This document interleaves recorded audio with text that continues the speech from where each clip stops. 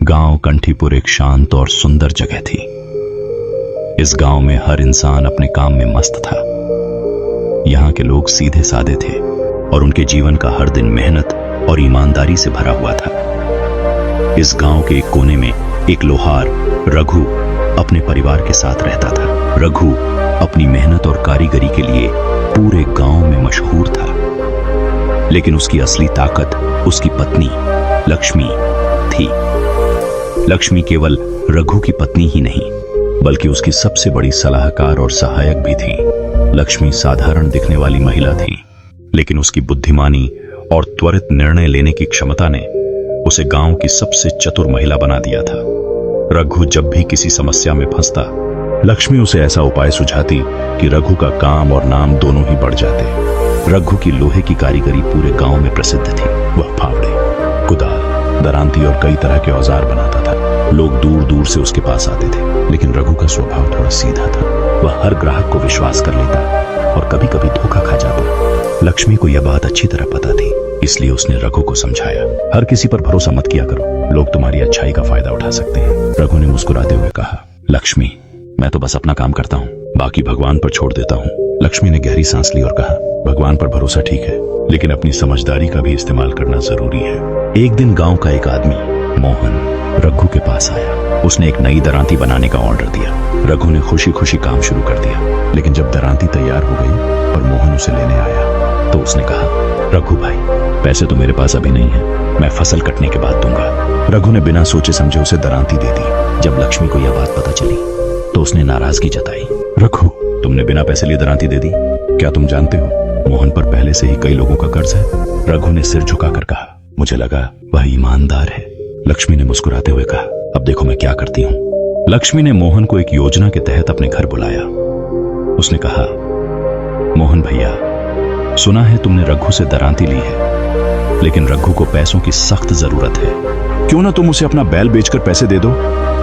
मोहन हक्का बक्का रह गया। उसने सोचा, अगर मैंने बैल बेच दिया तो खेती कैसे करूंगा? उसने लक्ष्मी से कहा, भाभी, ऐसा करना मुश्किल है। लक्ष्मी ने मुस्कुराते हुए कहा, तो फिर तुम रघु को दरांती वापस कर दो। मोहन समझ गया कि वह लक्ष्मी की बातों में फंस चुका है। उसने तुरंत पैसे चुकाने का वादा किया और अगले दिन पैसे लेकर आया। रघु और लक्ष्मी का जीवन फिर से सामान्य हो गया, लेकिन उनकी असली परीक्षा तब शुरू हुई जब गांव का साहूकार ठाकुर रामदीन उनके पास आया।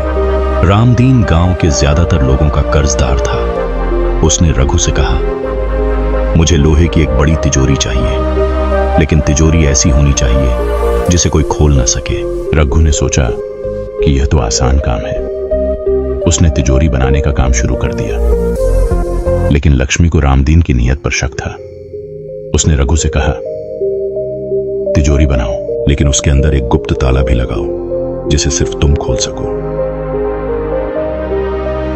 रघु ने ऐसा ही किया। उसने तिजोरी में एक गुप्त ताला लगाया, जिसे खोलने के लिए खास चाबी की जरूरत थी। रामदीन ने तिजोरी ली और कहा, पैसे तो मैं कुछ दिनों बाद दूंगा।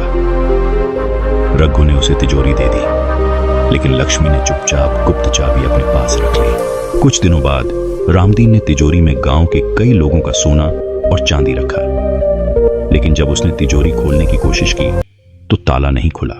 रामदीन ने गुस्से में आकर रघु को बुलाया। उसने कहा, यह तिजोरी खराब है, इसे ठीक करो।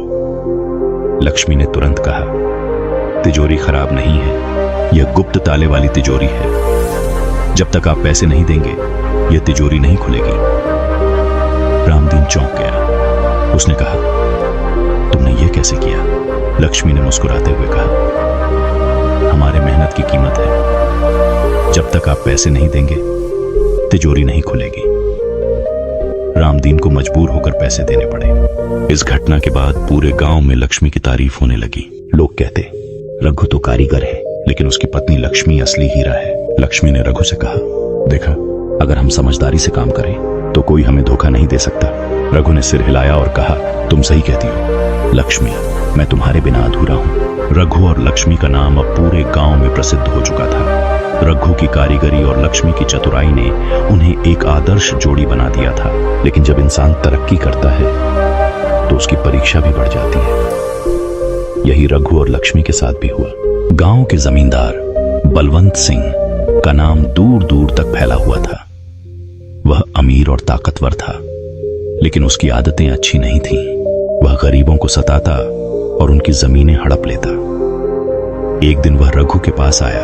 रघु, बलवंत ने कहा, मुझे एक खास चीज बनवानी है। मैं चाहता हूं कि तुम मेरे लिए एक ऐसी तलवार बनाओ जो सबसे मजबूत हो, और याद रखना, यह तलवार सिर्फ मेरे लिए होगी। रघु ने हामी भर दी, लेकिन लक्ष्मी को बलवंत के इरादों पर शक हुआ। उसने रघु से कहा, बलवंत सिंह का काम आसान नहीं है। वह तलवार का इस्तेमाल गलत कामों के लिए कर सकता है।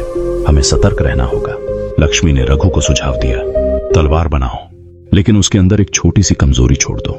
ऐसी कमजोरी जो तलवार को ज्यादा नुकसान न पहुंचाए, लेकिन जरूरत पड़ने पर इसे बेअसर कर सके। रघु को यह विचार समझ में आया।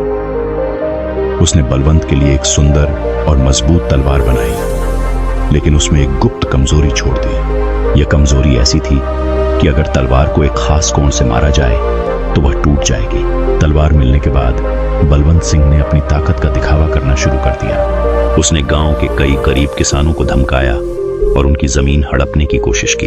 एक दिन उसने रघु को भी बुलाया और कहा, तुम्हारे पास जो जमीन है वह अब मेरी होगी। अगर तुमने मना किया तो यह तलवार तुम्हारे खिलाफ इस्तेमाल होगी। रघु घबरा गया, लेकिन लक्ष्मी ने उसे शांत किया। उसने कहा, अब वक्त आ गया है कि हम अपनी योजना को अंजाम दें। लक्ष्मी ने गांव के कुछ बुजुर्गों और समझदार लोगों को इकट्ठा किया। उसने कहा, अगर हम एकजुट हो जाएं, तो बलवंत सिंह जैसे जमींदार हमें नहीं हरा सकते। उसने सभी को अपनी योजना समझाई। अगले दिन बलवंत सिंह गांव के चौपाल में पहुंचा और तलवार लहराते हुए कहा, अब यह गांव मेरी मर्जी से चलेगा। लक्ष्मी ने आगे बढ़कर कहा, ठीक है जमींदार साहब, अगर आपकी तलवार इतनी ही मजबूत है तो क्यों ना इसे एक परीक्षा से गुजारा जाए। बलवंत सिंह को अपनी तलवार पर गर्व था। उसने चुनौती स्वीकार कर ली। लक्ष्मी ने एक बड़ा पत्थर मंगवाया और कहा, अगर आपकी तलवार इस पत्थर को काट दे तो हम सब आपकी बात मानेंगे। बलवंत ने तलवार उठाई और पत्थर पर वार किया। जैसे ही तलवार पत्थर से टकराई, वह दो टुकड़ों में टूट गई। तलवार टूटते ही बलवंत सिंह का घमंड चूर हो गया। लक्ष्मी ने कहा, यह तलवार सिर्फ लोहे की नहीं, बल्कि समझदारी और मेहनत की परीक्षा थी। आप जैसे लोग हमें डराकर हमारी जमीनें नहीं छीन सकते। गांव वालों ने बलवंत सिंह का विरोध किया और उसे गांव छोड़ने पर मजबूर कर दिया। इस घटना के बाद रघु और लक्ष्मी का नाम और भी ऊंचा हो गया। गांव वाले उन्हें अपने नेता मानने लगे। लक्ष्मी ने सभी को समझाया, हमारी ताकत हमारी एकता और समझदारी में है। अगर हम एकजुट रहें तो कोई भी हमें नुकसान नहीं पहुंचा सकता। बलवंत सिंह के जाने के बाद गांव में शांति लौट आई। रघु और लक्ष्मी अब न केवल अपनी मेहनत और कारीगरी के लिए, बल्कि अपनी समझदारी और नेतृत्व के लिए भी पूरे इलाके में मशहूर हो गए थे। लेकिन उनकी सबसे बड़ी परीक्षा अभी बाकी थी। एक दिन गांव में एक अजनबी व्यापारी आया। उसका नाम जगन्नाथ था। वह बहुत ही चतुर और चालाक व्यक्ति था। उसने गांव वालों को अपने मीठे शब्दों से प्रभावित करना शुरू कर दिया। वह कहता, मैं यहाँ व्यापार के लिए आया हूँ। अगर आप लोग मेरी मदद करेंगे तो मैं आपके गांव को अमीर बना दूंगा। गांव के लोग उसकी बातों में आ गए। उन्होंने अपनी जमीन, फसल और गहने उसके व्यापार में लगाने शुरू कर दिए। लेकिन लक्ष्मी को जगन्नाथ पर भरोसा नहीं हुआ। उसने कहा, यह आदमी बहुत चालाक है, हमें इसे समझने में जल्दबाजी नहीं करनी चाहिए। कुछ ही महीनों में जगन्नाथ ने गांव वालों से बड़ी संपत्ति इकट्ठा कर ली। एक दिन वह अचानक गांव से गायब हो गया। गांव वाले जब उसके ठिकाने पर पहुंचे तो उन्होंने देखा कि वहां कुछ भी नहीं बचा था। गांव में हाहाकार मच गया। लोगों ने रघु और लक्ष्मी से मदद की गुहार लगाई। लक्ष्मी ने कहा, घबराओ मत, हमें मिलकर इसका सामना करना होगा। लक्ष्मी ने सबसे पहले गांव वालों को शांत किया और उनकी हिम्मत बढ़ाई। उसने कहा, जगन्नाथ ने हमें धोखा दिया है, लेकिन वह कहीं ना कहीं जरूर छिपा होगा। हमें उसे ढूंढना होगा। लक्ष्मी ने रघु और गांव के कुछ युवकों के साथ मिलकर योजना बनाई। उन्होंने जगन्नाथ की गतिविधियों पर नजर रखने के लिए आसपास के गांवों में अपने आदमी भेजे। कुछ दिनों बाद लक्ष्मी को खबर मिली कि जगन्नाथ पास के शहर में एक बड़ा व्यापारी बनकर रह रहा है। वह वहां एक नया नाम लेकर लोगों को फिर से धोखा दे रहा था। लक्ष्मी ने कहा, अब समय आ गया है कि हम उसे सबक सिखाएं। लक्ष्मी ने एक योजना बनाई। उसने गांव के कुछ लोगों को व्यापारी बनकर जगन्नाथ के पास भेजा। उन्होंने जगन्नाथ से कहा, हम आपके व्यापार में निवेश करना चाहते हैं। जगन्नाथ ने लालच में आकर उन्हें अपने व्यापार का हिस्सा बना लिया। लक्ष्मी ने यह सुनिश्चित किया कि वे लोग उसके सारे दस्तावेज और गुप्त ठिकानों की जानकारी हासिल कर ली। जब सारी जानकारी इकट्ठा हो गई तो लक्ष्मी ने पुलिस को सूचित किया। पुलिस ने जगन्नाथ को रंगे हाथों पकड़ लिया। गांव वालों ने अपनी जमीन, फसल ली और गहने वापस पा लिए। जगन्नाथ को जेल भेज दिया गया और गांव वालों ने राहत की सांस ली। इस घटना के बाद लक्ष्मी ने गांव वालों को एक जरूरी सबक सिखाया। उसने कहा, हमेशा अपनी मेहनत पर भरोसा करें, बाहरी लोगों की मीठी बातों में ना आए। अगर हम समझदारी और एकता से काम करेंगे तो कोई भी हमें नुकसान नहीं पहुंचा सकता। गांव वालों ने लक्ष्मी और रघु का धन्यवाद किया। उन्होंने कहा, तुम दोनों हमारे लिए भगवान के समान हो। अगर तुम न होते तो हमारा सब कुछ चला जाता। लक्ष्मी ने रघु से कहा, जीवन में मुश्किलें आती रहेंगी, लेकिन अगर हम धैर्य और समझदारी से काम लें तो हर समस्या का हल मिल सकता है। रघु ने मुस्कुराते हुए कहा, तुम्हारी चतुराई और मेरी मेहनत ही हमारी असली ताकत है। इस तरह रघु और लक्ष्मी ने न केवल अपने परिवार को बल्कि पूरे गांव को एक नई दिशा दी। उनका नाम हमेशा के लिए गांव के इतिहास में दर्ज हो गया।